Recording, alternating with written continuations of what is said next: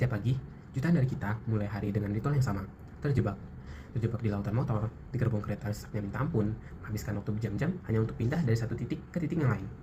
Kita menyebutnya perjuangan, tapi mari kita sebut dengan nama aslinya, sebuah kegagalan desain.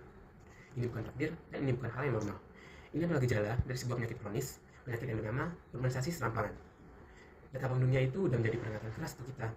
70% dari kita bakal hidup di kota pada tahun 2045. Kalau kota yang kita punya sekarang itu adalah cetak birunya, maka masa depan kita adalah kemacetan yang lebih parah, huniannya semakin tak terbeli, dan kualitas hidup yang terjun bebas. Jadi pertanyaannya bukan lagi ada masalah apa, namun bagaimana sih kita membongkar masalah ini sampai ke akar-akarnya. Oke, mari kita bedah. Kenapa sih semua orang seolah-olah itu harus ke Jawa? Karena negara kita secara ekonomi itu udah miring. Kita bayangin Indonesia itu sebagai sebuah papan, dan papan itu miring berat ke satu sisi. Nah, sisi itu adalah Pulau Jawa yang menopang lebih dari 50% ekonomi nasional. Artinya apa? Artinya hampir semua pabrik besar, kantor pusat, modal investasi, dan peluang terbaik itu menumpuk di sana. Ini menciptakan sebuah pusaran gravitasi ekonomi. Orang datang ke Jawa bukan karena mereka cinta macet, tapi karena di sanalah tempat satu-satunya tempat mereka bisa bertahan hidup dan punya harapan. Ini adalah sentralisasi yang kebablasan, dan inilah sumber dari segala bencana fatal kota kita. Nah, disinilah proyek seperti IKN dan TOD masuk. Mari kita bahas dulu dari IKN. IKN atau Ibu Kota Negara adalah rencana pemindahan ibu kota Indonesia dari Jakarta ke lokasi terbarunya di Kalimantan Timur yang biasa dikenal sebagai IKN Nusantara. Banyak yang sinis, IKN kan cuma pindahin istana. Bukan guys, kita coba lihat IKN sebagai upaya pertama kita menciptakan pusaran gravitasi tandingan yang tujuannya adalah memecahkan kemiringan papan yang tadi kita bahas. Dengan membangun pusat pemerintahan dan ekonomi baru di Kalimantan, kita secara paksa menyebar kue pembangunan. Ini adalah cara terbaik untuk memaksa investasi dan talenta agar tidak lagi hanya melihat Jakarta.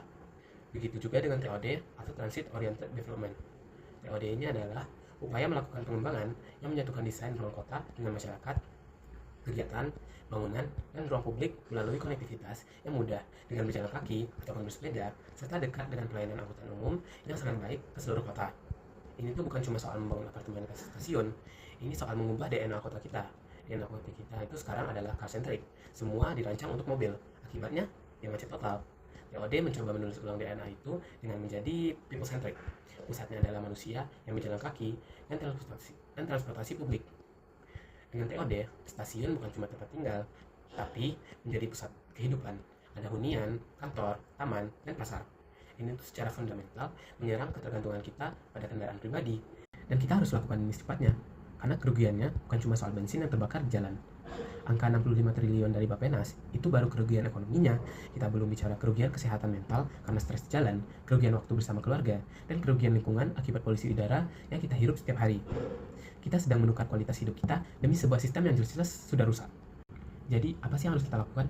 PR dari aku sih ada 3 ya, dan ini harus dikerjakan bareng-bareng.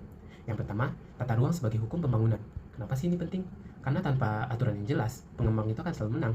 Mereka akan bangun mall dan apartemen mewah di lahan yang seharusnya jadi taman ataupun rumah susun.